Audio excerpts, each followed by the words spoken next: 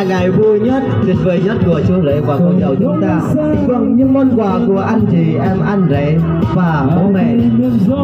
Danh sách nào để tặng quà thầy rất hay, rất là đẹp và rất có ý nghĩa và tình giàu trang của ta vào chỗ này ngày hôm nay.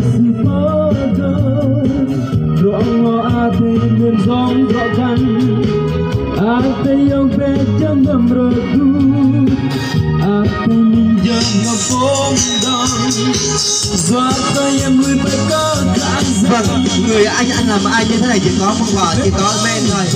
cho rằng cho con xong thế này cho các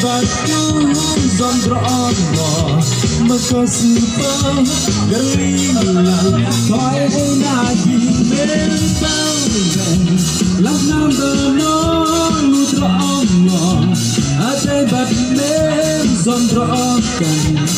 bersilam todrong baka jinglang bem lam nam bano lap rono trokan asai bat tu som kelu me ba toy energy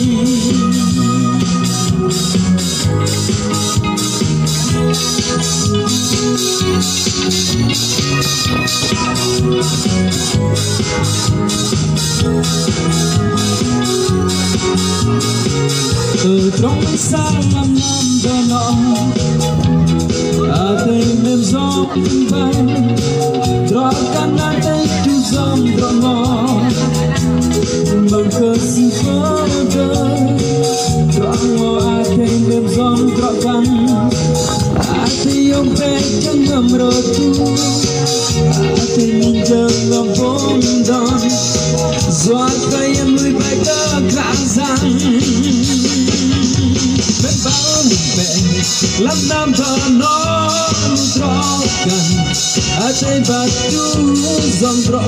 ngỏ mà có sự mơ gần linh làng thoại ai là chi bên bao mẹ lắm nam thờ nó rõ ngỏ ở đây bà bên dòng rõ cần và bersilam terang lưng và có lần bên bao bè lắm nam beno lấp lọn đó ngò rõ khăn à tây bần tu giom có lu mẹ ba